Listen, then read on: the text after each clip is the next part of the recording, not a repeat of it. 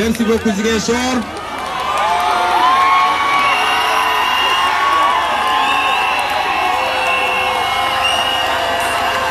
Mais j'entends absolument rien. Eh, vous là, vous n'avez rien dit. Je vous entends quoi? Je vous entends pas, vous là. Plus fort, plus fort.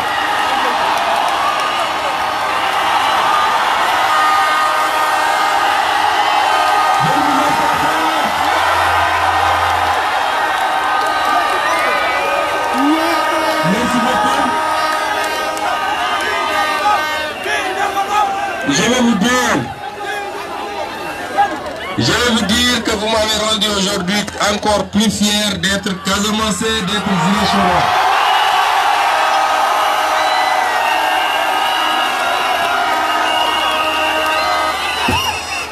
Vous avez relevé le défi. Vous avez relevé le défi parce que ce qu'on a en face de nous, c'était juré qu'ils allaient aujourd'hui faire de cette journée un échec cuisant pour le candidat Ousmane Sonko.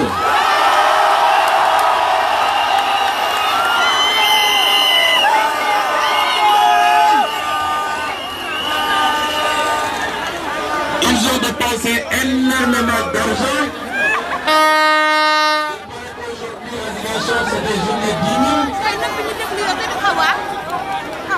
Plus de 18.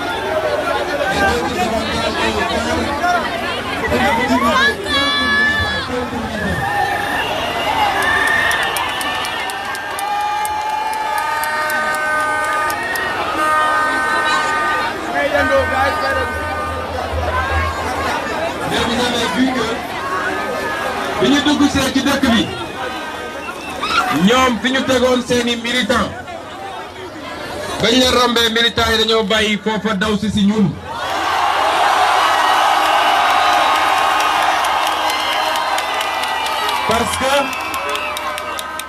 Parce que même ñi ñu foog ni ñooñu seeni militants lañu en réalité ñooñu dans leur cœur il y a le candidat Ousmane Sonko.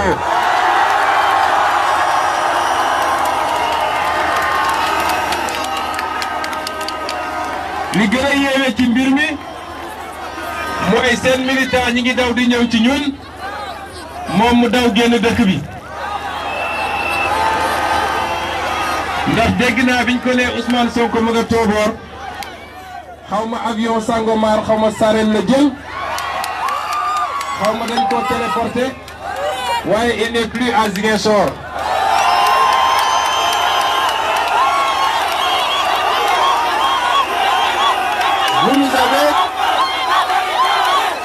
Vous savez bien que ce meeting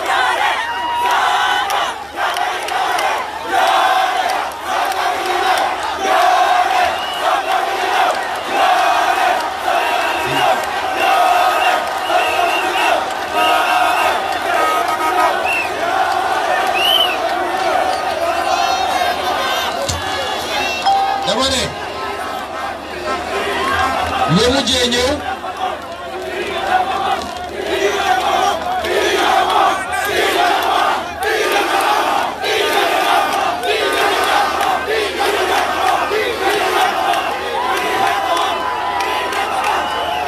xam nga nag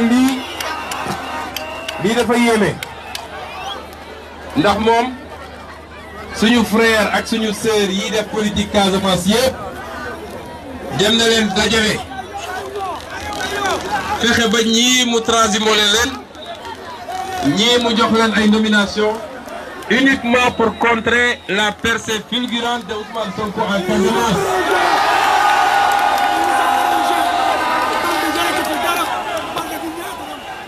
Et malgré tout ça, le résultat se passe de commentaires.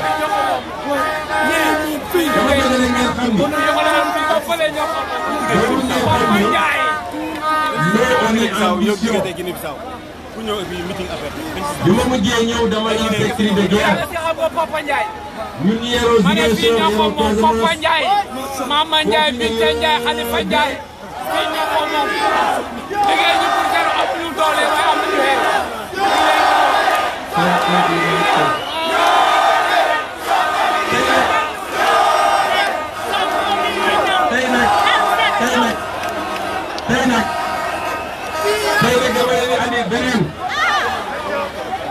Parce que nous, on est en mission pour le Sénégal. On est en mission pour l'Afrique. Cette mission, c'est une mission de libération nationale. Moi, je suis une fille. Vous avez des missions évangéliques. Ce n'est pas que vous avez des missions évangéliques. Les femmes, vous me donnez oui. Vous dites oh, oh, oh.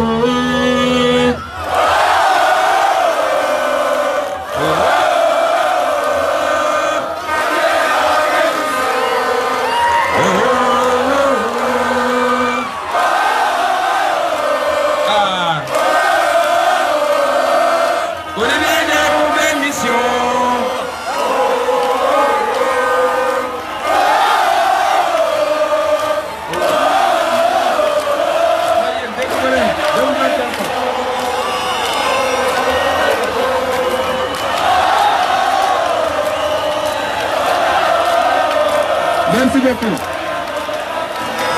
Merci beaucoup. Nous sommes en mission pour l'Afrique, nous sommes en mission pour le Sénégal. Nous sommes en mission pour libérer ce pays de la malgouvernance, de la corruption, du clanisme, de l'ethnicisme, de l'incompétence et du complexe vis-à-vis de l'étranger.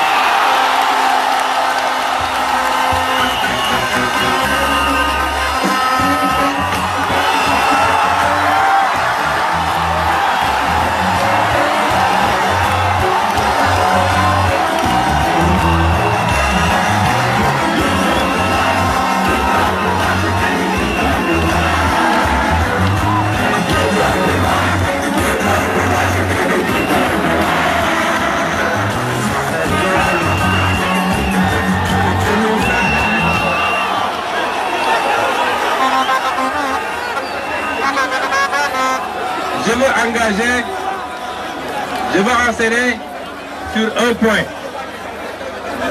Hier, nous avons à Mbour marqué une minute de silence à la mémoire des premières victimes.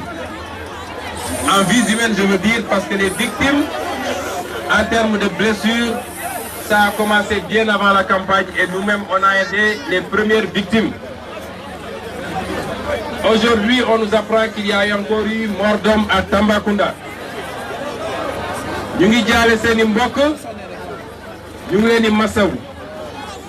mais je veux dire aux Sénégalais que le seul responsable de cette violence, c'est Macky Sall et Benno Bokk Yakaar.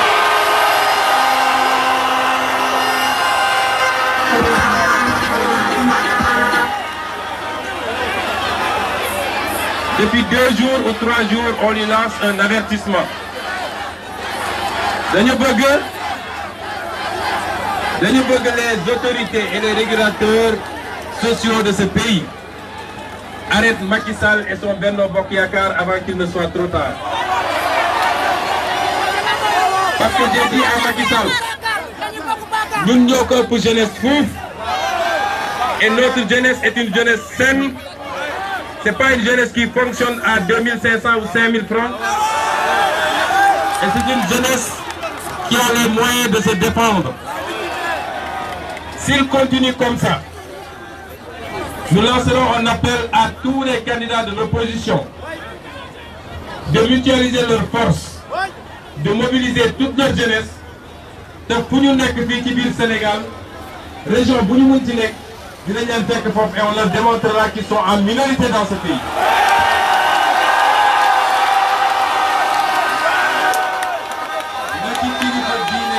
Avant qu'il ne soit trop tard. Avant qu'il soit trop tard. Et notre armée, notre police et notre gendarmerie, qui sont des forces républicaines, nous les instrumentaliser, ils sont là pour tous les Sénégalais, ils sont là pour tous les citoyens, mais s'ils ne peuvent pas s'interposer, nous sommes neutres et on verra que Macky Sall est dans le Tibir Sénégal.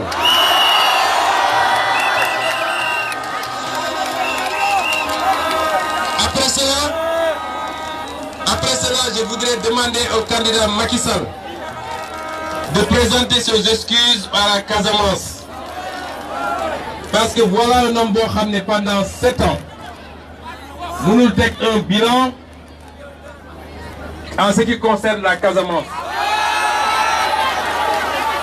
Et il n'a montré aucun égard vis-à-vis de la Casamance. La dernière fois, quand 13 jeunes ont été assassinés, il n'a même pas daigné se déplacer pour venir à Casamance et se solidariser avec les populations casamancaises. Pourtant, il avait pris notre avion, notre kérosène, pour aller jusqu'à Paris pour se solidariser lorsque des journalistes ont été assassinés. Cet homme-là, s'il vous dit que la Casamance est une préoccupation pour lui, est-ce que vous avez gëm?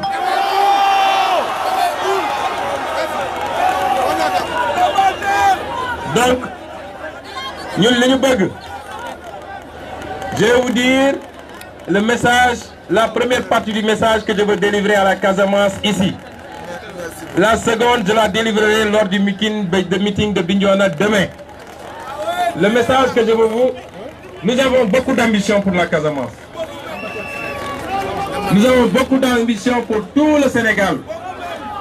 Dans notre programme, on vous a parlé des pôles régionaux intégrés de développement. Nous disons Casamance, ça doit être une seule et même région de Djogé à Gouloumbou.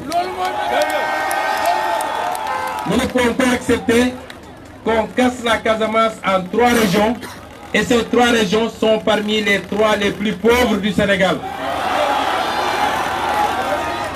Malgré les énormes capacités économiques de la région naturelle de Casamance, c'est-à-dire Kolda, Sédhiou et Ziguinchor, nous avons un potentiel économique du Sénégal et pourtant nous avons le plus fort taux de pauvreté au Sénégal.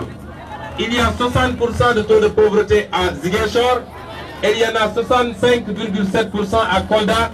Kolda moi premier, Sédhiou deuxième, Ziguinchor troisième en termes de pauvreté. Et pourtant Macky Sall vous dit qu'il a beaucoup investi en Casamance.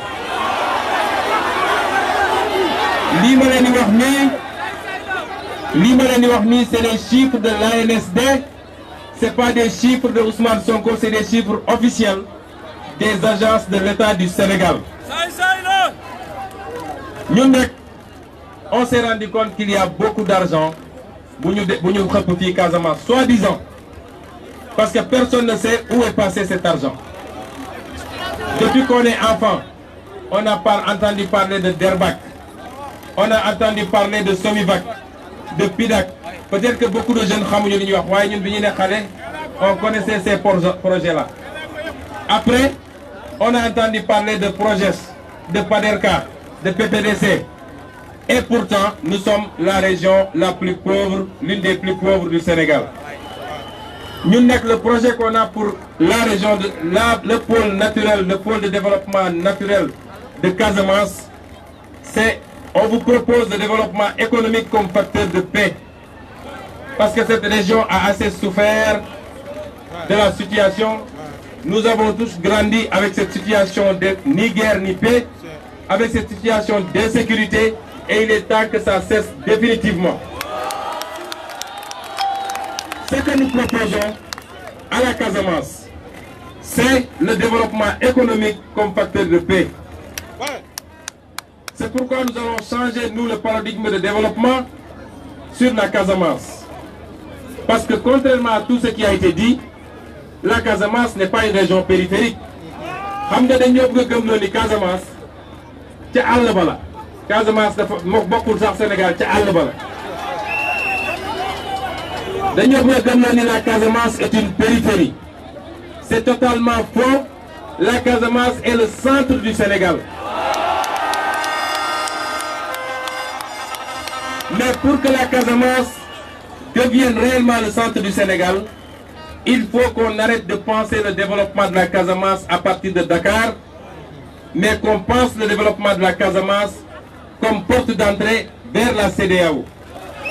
Parce que Casamance naturelle, c'est à mi-chemin ou c'est entre 3 autres pays. Gambie Mingifi, Guinée-Bissau Mingifi, Guinée-Conakry Mingifi, te sont prolongés vers Tambacounda, qui a accès directement au Mali.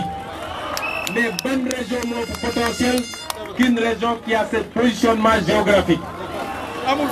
Donc, nous allons continuer de penser le développement de la Casamance à partir de Dakar.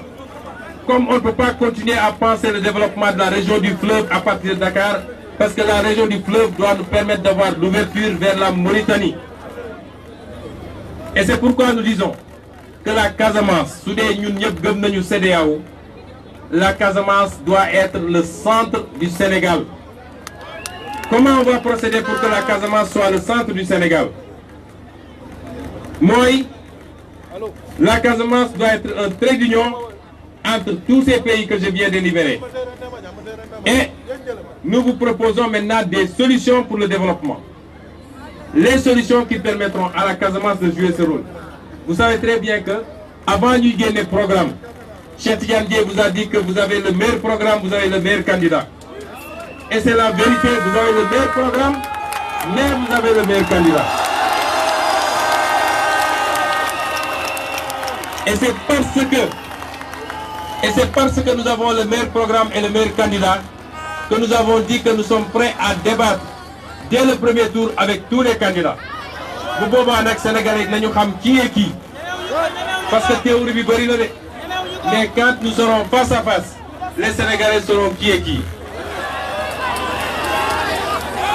Les solutions que nous vous proposons, la première, c'est de faire de la région naturelle de la Casamance un véritable hub commercial et financier régional. Comment le faire? Le premier, c'est que le port de Ziguinchor sera élevé au niveau des standards internationaux et des infrastructures routières de qualité sur le continent.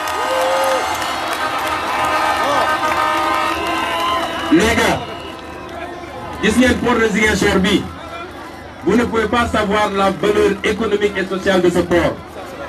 Il y a 4 ans, ils ont dit qu'ils ont mis beaucoup de milliards pour draguer le port.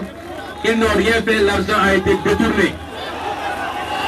La deuxième chose, c'est que les marchés seront modernisés et réorganisés afin de servir de lieu d'affaires dans les pays limitrophes. Nous avons des marchés, le marché de le premier pratiquement dans la sous-région. Ce marché-là, vous pouvez moderniser. Gambiens, Guinéens, peut-être même Maliens, le potentiel économique de ce marché est inimaginable. Nous avons comme un marché pour pondre, nous avons comme ambition, et ce n'est pas le seul marché hebdomadaire, mais même les marchés permanents, on va les moderniser pour qu'ils jouent ce rôle-là à l'intérieur de la Casamance pour la CEDEAO. L'autre élément, c'est de faire de Ziguinchor un centre d'excellence pour l'éducation et la santé. On nous a dit qu'on a une université ici. Mais tout le monde sait que l'université Assane Seck. Mais est-ce que lycée Guinée certains ou pas?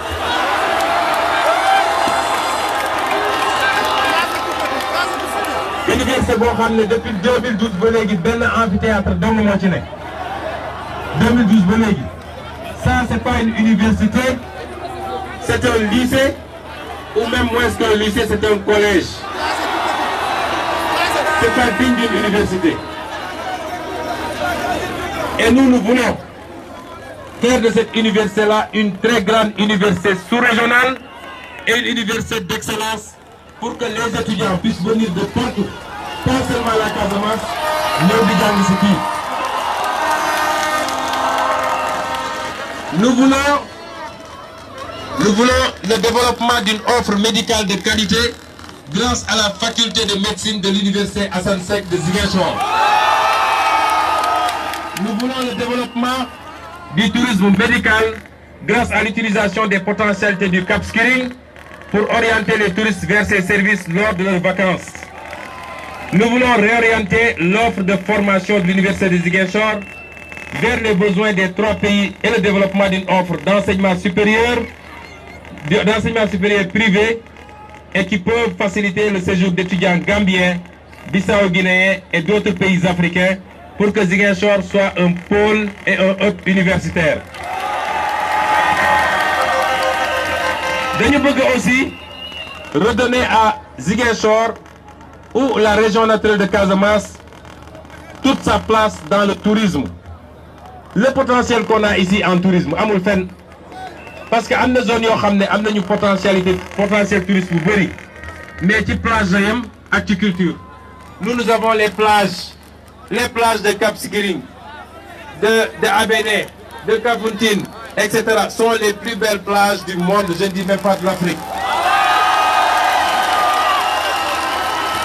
Nous avons une diversité culturelle que vous ne verrez nulle part ailleurs. Quand les Diola font le rythme, quand les Mandeng le font, quand c'est les Mankagne, quand c'est les Wolof, quand c'est les Sénér, parce que Ziguinchor est un melting pot où on retrouve tout le Sénégal en miniature. Mais en plus de cela, am nañu lu gars yi amul mooy gars yi suñu forêt yi mais amul forêt bu ko dàq ci àdduna. Donc le potentiel touristique que nous avons doo ko fekk fenn et ce potentiel touristique là nous voulons le développer en jouant sur la beauté naturelle, sur les richesses culturelles de la Casamance.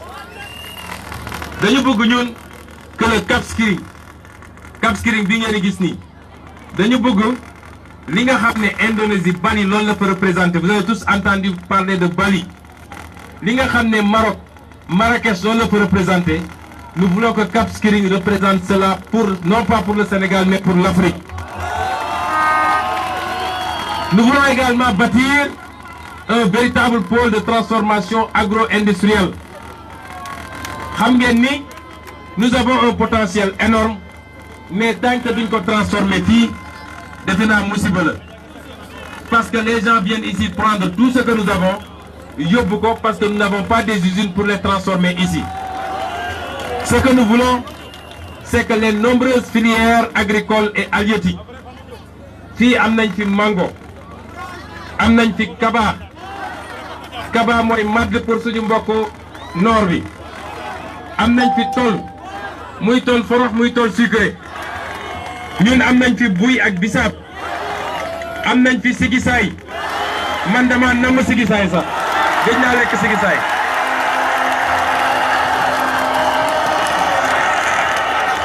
monsieur Boy est-ce que xam nga lii sigisaay il faut ngeen ñamal sama délégation bi sigisaay Matar Sène mais nga xam ne moom Diourbel la dëkk Diourbel sump moo fa am ak sa déem xam naa di bu ko joxoon sigisaay léegi mu takk jabar Casamance toog fii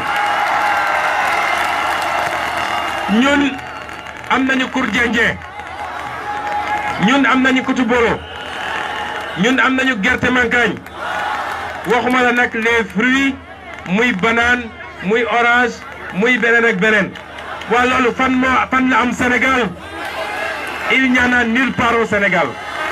La Casamance est une bénédiction divine pour le Sénégal.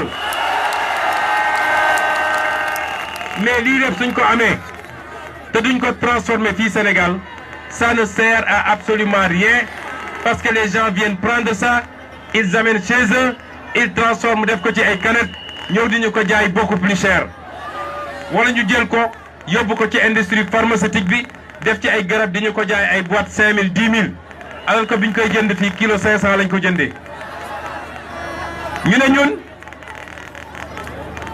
la meilleure filière nag le meilleur atout pour la Casamance pour ñu mën a industrialiser rapidement Casamance c'est la filière de l'anacarde mooy kuku bi wala saalu darkase pour Sénégal yëpp xam la ñuy wax ñun nag fii kuku la ñuy wax dama bëgg Sénégal yëpp xam ni saalu darkase ñun fii kuku lañ koy wax léeg-léeg Dakar su may daw sama oto gis gaay di jaay kuku ma ne chauffeur bi taxawal wàcceel vitre bi jëndal ma kuku waaye danaan lan mooy kuku saalu darkase nag fii la fekk baax mais ñun on ne gagne rien pratiquement rien ci saalu darkase yi j'ai pitié de nos sœurs et de nos mamans ñu leen di utiliser toute la journée dans des conditions difficiles ñuy jël kuku bi di ko def ci saag yi muy yàq seen loxo yi pour ay 100 francs par jour par sac c'est pas normal.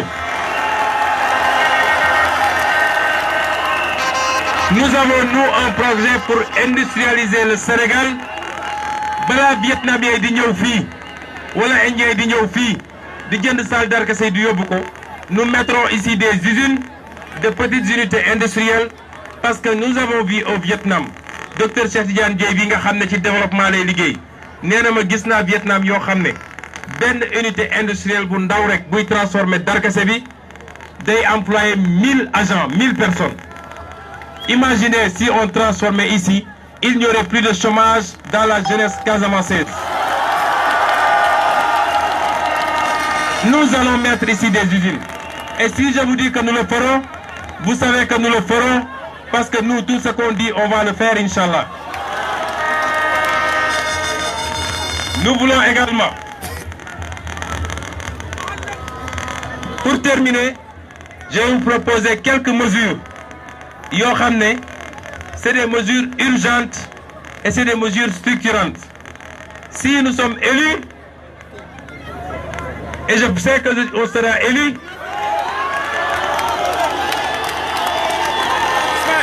Inch'Allah, je sais que, Inch'Allah, on sera élus au soir du 24. Quand ce sera fait, dafa am mesures yoo xam ne mun na jël temps am na mesures yoo xam ne c'est urgent. Il y a des mesures urgentes et structurantes pour développer rapidement le Sénégal, mais développer rapidement la Casamance, qui sera un pôle économique. Et je crois que ce sera le pôle économique le plus fort, le plus solide et le plus puissant du Sénégal. Bi ci njëkk, c'est la reconstruction du pont Émile Badiane.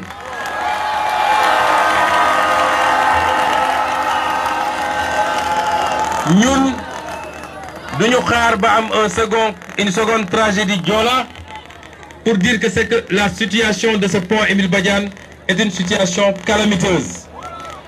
Balaa ñu jël ay milliards naan dañuy dem def un train 1200 milliards un train sur 37 kilomètres, il fallait réhabiliter, faire tomber ce pont et nous faire un pont flambant neuf pour la sécurité des Sénégalais qui passent par là. Parce que suñ ko defee dañ koy raccorder à un corridor régional Dakar, Banjul, Bissau, Conakry, Abidjan, Lagos pour que ñu mun a am une fluidité du transport et une fluidité du commerce. La deuxième mesure mooy aéroport Ziguinchor bi fii dootul place am. Nous allons délocaliser cet aéroport parce que aéroport boo xam ne quand on mettait ça ici Ziguinchor fii la yemoon pratiquement HLM Nema Cité Biagui. Aujourd'hui Ziguinchor a cerclé l'aéroport. Cet aéroport est devenu exigu et c'est un danger pour les populations, c'est un danger pour le transport aérien.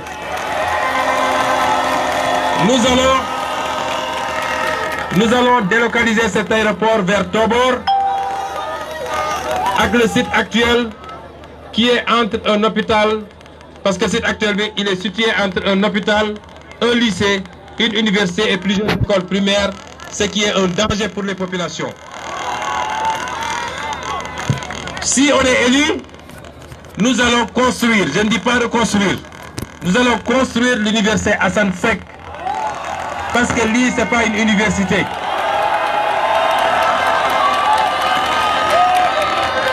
Si nous sommes élus, nous allons reconstruire et moderniser le port de Ziguinchor, acculé à la chambre de commerce et des métiers, pour que le port de Ziguinchor soit un très grand pôle pour le développement de la sous-région et de la Casamance.